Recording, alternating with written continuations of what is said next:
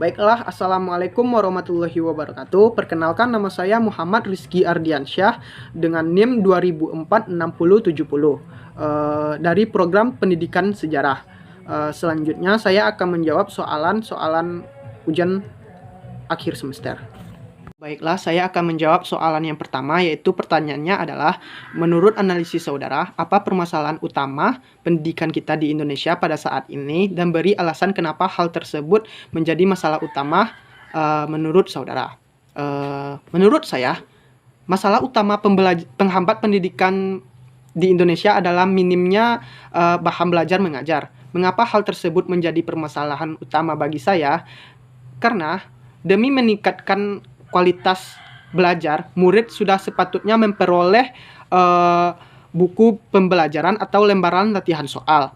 Tidak adanya perpustakaan atau bahan belajar gratis dapat menghambat proses pembelajaran siswa. Seharusnya bantuan berupa bahan ajar diberikan lebih banyak kepada wilayah-wilayah yang kurang mampu.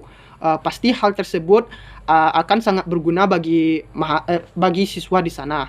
Tidak itu saja, guru juga memerlukan bahan ajar yang dengan materi berkualitas dan sesuai kurikulum, agar materi yang disampaikan kepada siswa itu tidak ketinggalan zaman dan sesuai dengan kurikulum. Ini akan berpengaruh pada proses penyempurnaan ilmu para murid. Setelah saya akan menjawab soalan yang kedua, yaitu soalnya apakah kita benar-benar membutuhkan semua program Merdeka Belajar tersebut, atau ada hal yang sangat krusial yang harus dibenahi dalam pendidikan kita terlebih dahulu. Apa hal krusial tersebut dan kenapa?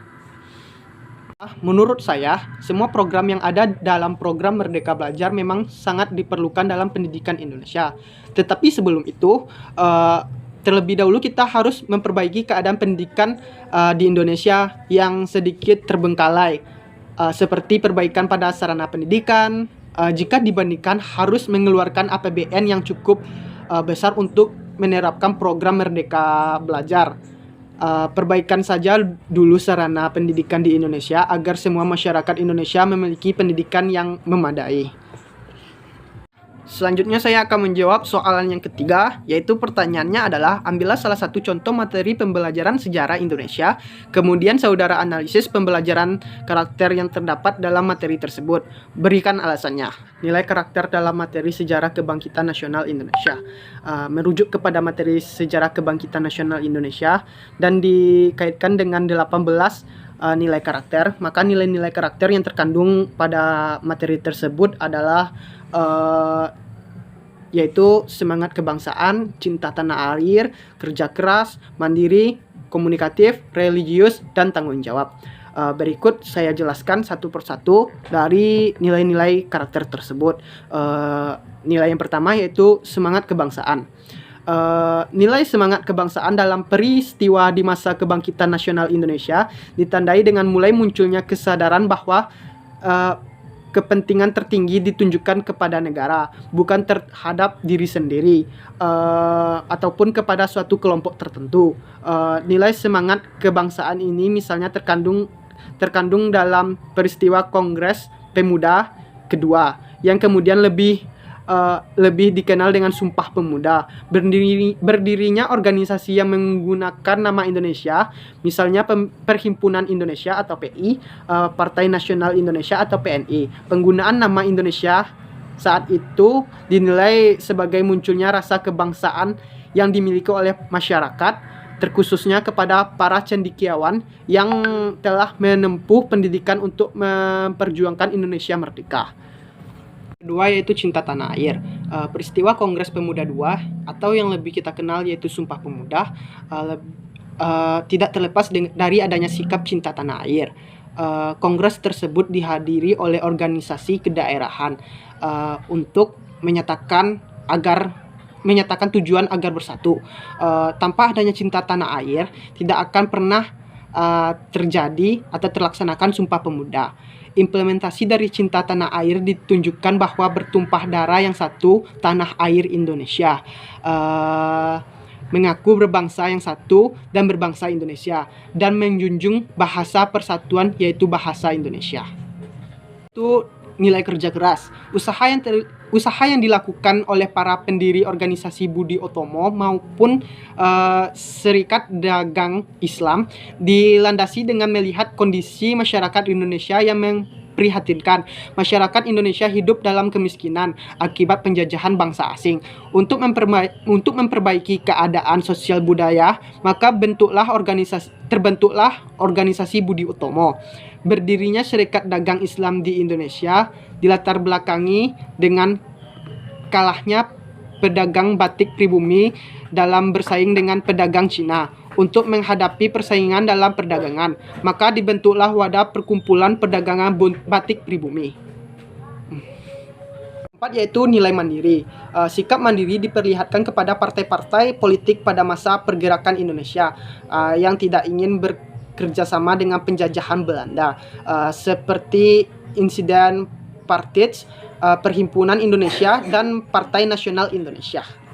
Itu komunikatif, sikap dan tindakan terbuka terhadap orang lain melalui komunikasi yang santun sehingga terciptanya kerjasama yang baik antara dirinya dengan orang lain. Nilai yang keenam yaitu nilai religius.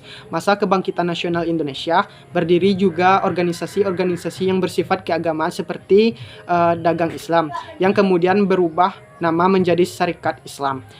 Selain itu berdiri juga Muhammadiyah dan Nahdlatul Ulama yang merupakan organisasi terbesar di Indonesia.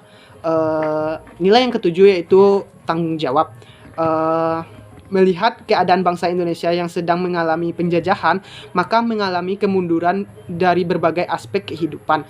Tokoh-tokoh cendekiawan Indonesia terbuka hatinya untuk memperbaiki kehidupan bangsa.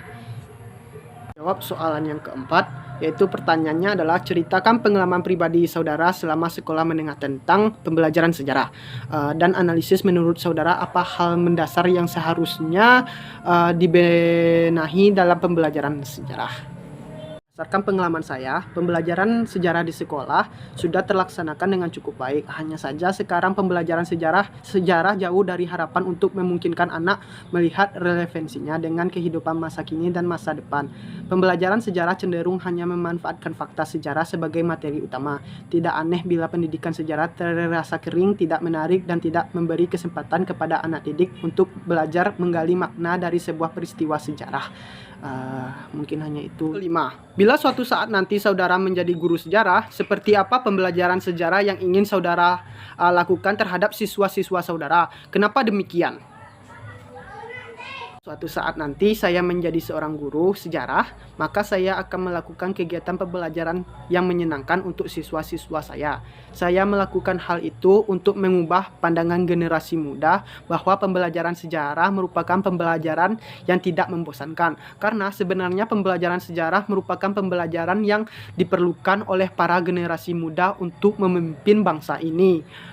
Karena pembelajaran sejarah merupakan dapat mengetahui bagaimana cara memimpin bangsa yang baik. Bahkan dalam pembelajaran sejarah pula mereka dapat mengetahui bagaimana caranya memiliki semangat juang demi bangsa negara ini.